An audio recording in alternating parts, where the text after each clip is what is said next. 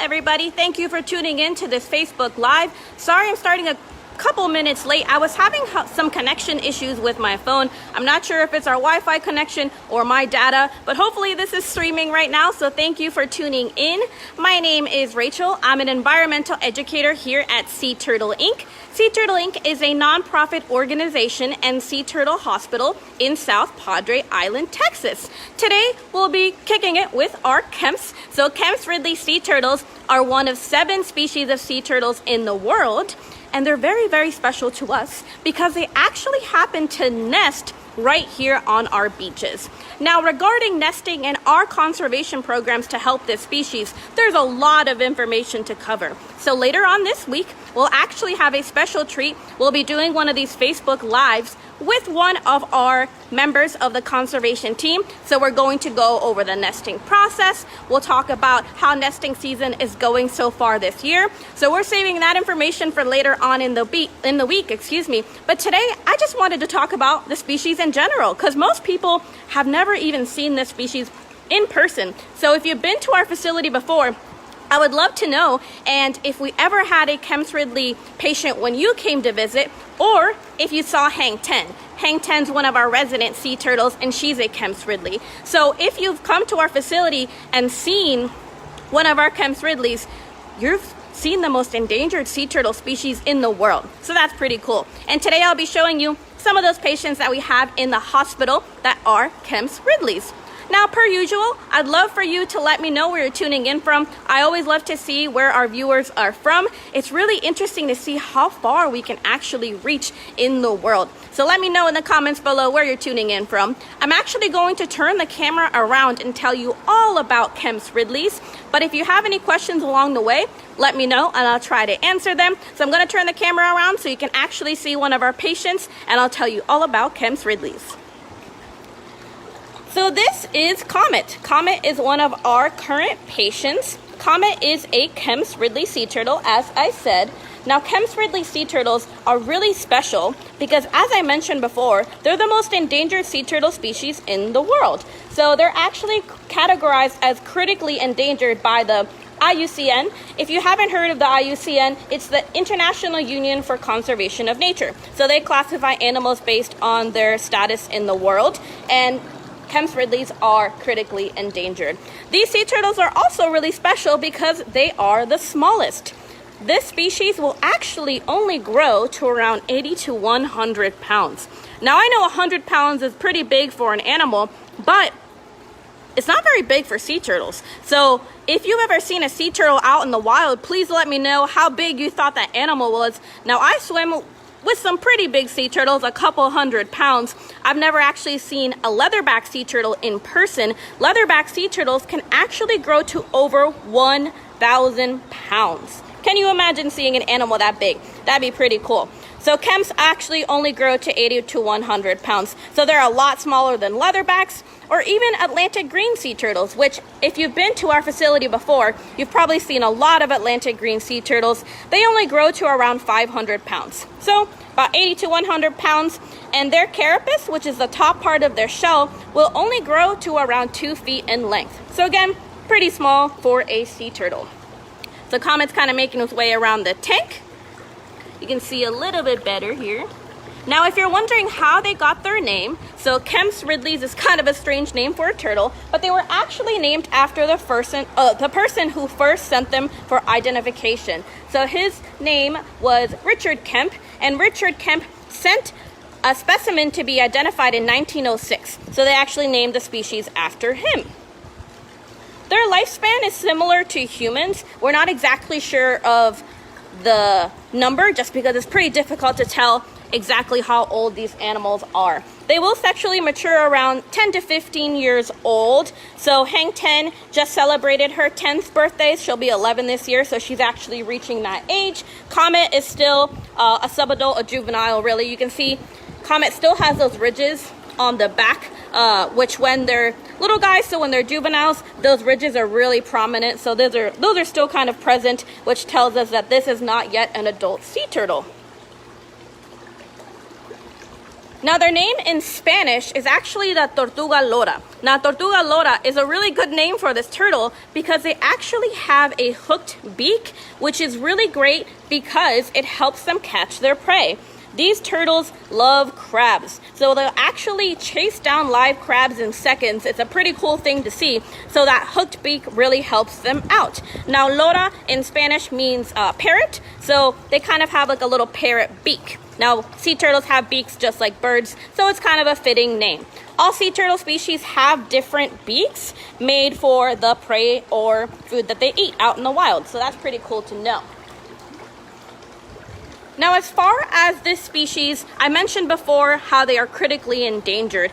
There's this really interesting video filmed in 1947 in Rancho Nuevo, Mexico. So Mexico is actually the primary nesting ground for this species. They get around 99% of the total nest. Here in Texas, we only get about 1%. But this video taken in 1947 showed a unique behavior that this species, also another sea turtle species actually does, called arribadas. So this is when a group of the nesting females will actually gather and they all come on shore at the same time. It's a really interesting behavior. We think they do it because there's always strength in numbers, right? So if there's a ton of them coming onto the shore at once, it'll be easier to avoid predation. So they do this unique behavior. So a ton of them came onto the beach at the same time. That number in 1947 was estimated to be around 42,000 nesting turtles. 42,000. Now this number is important to note, and this estimate's really important because it helps us track the population numbers. Because in the 1980s, in the same place in Rancho Nuevo, they estimated that there were only about a couple hundred nesting turtles left. So it went from 42,000 in 1947 to only a couple hundred in the 1980s. That is a significant drop.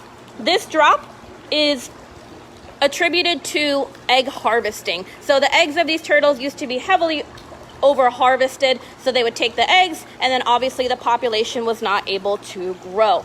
So there are a lot of conservation programs. There's actually a binational agreement between the US and Mexico to help protect this species, and we work hard at Sea Turtling to protect this species every summer through our conservation program. If you're just tuning in, I'll actually talk more about the conservation program later on in the week when we do a Facebook Live with one of our members of the conservation team.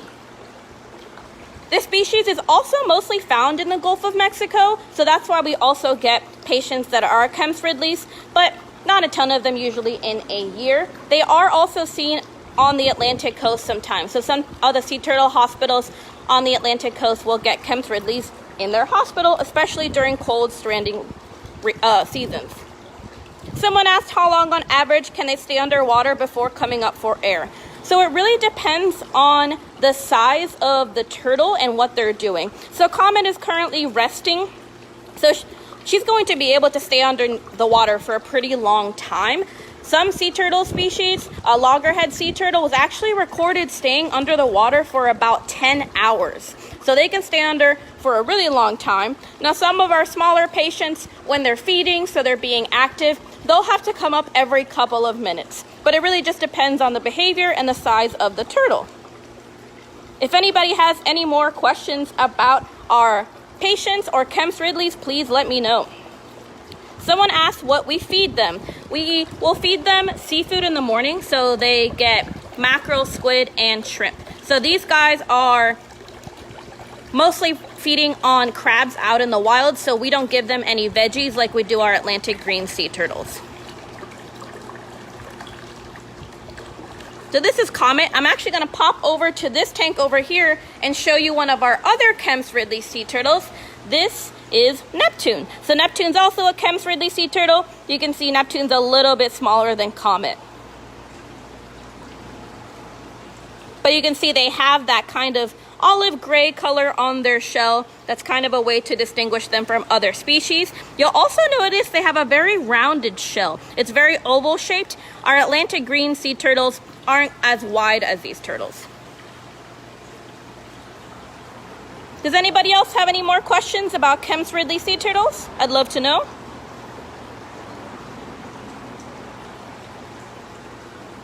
So you can see Neptune's actually swimming against this current right now. We like to have a current in the tank as it allows them to strengthen their muscles, right? Because they're having to swim against that current.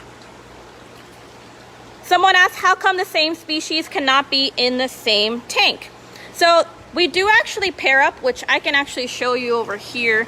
When one of these tanks, we actually have two Atlantic green sea turtles. So Atlantic green sea turtles are, we say, the friendliest of species, so they're not as aggressive as some of the other sea turtle species. So we will actually put multiple Atlantic green sea turtles in a tank. Now this species, the Kemps Ridley, they're a little more aggressive and territorial, and sea turtles are in general solitary animals, so we will only put one to a tank. But the Atlantic greens, when they're small, can be paired up. Sometimes we'll even have 4 or 5 turtles in the same tank.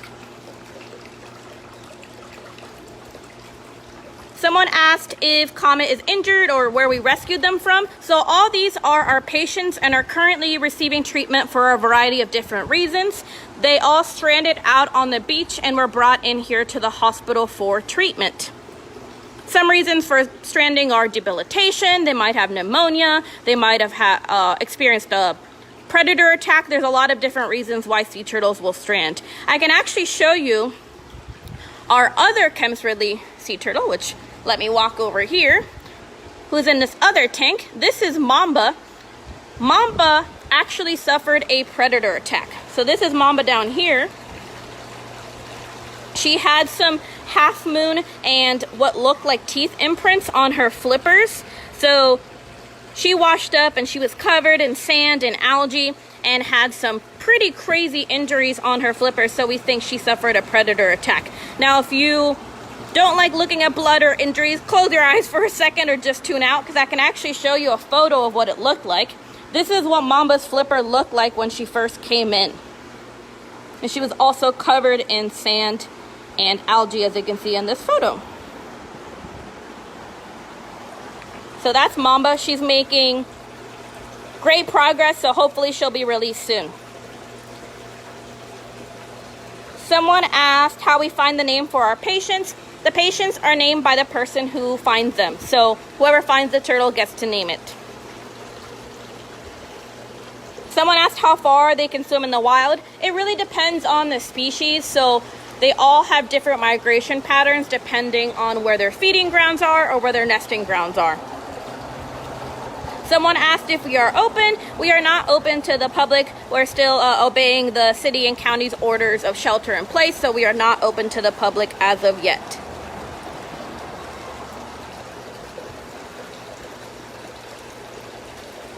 Judy asked if once released, they ever come back. They usually do not, but we do currently have a patient that we actually featured in another one of our Facebook Lives, El Tigre. He's actually a return patient. So it's not very often that it happens, but we do get some patients sometimes that come back. Naomi asked if we put chips or markers on them just in case we ever have the same turtle come back. Yes, we do. When we release our turtles, we give them a pit tag, which goes into their left flipper underneath the skin. This allows us in the future to scan all patients that come in. If they have a pit tag, the scanner will let us know an identification number, and then we can look up that turtle in the system and find out who that patient is. Someone asked how we determine when to release them back to the sea. So that really is up to the discretion of our vet staff. So they will monitor the turtle's progress, and whenever they deem the turtle's ready to release back to the wild, they will release that patient. So it really just depends on each patient. Some patients are only here for a few weeks, some a couple of months. We have some patients that will be here for over a year. It really depends on their injuries.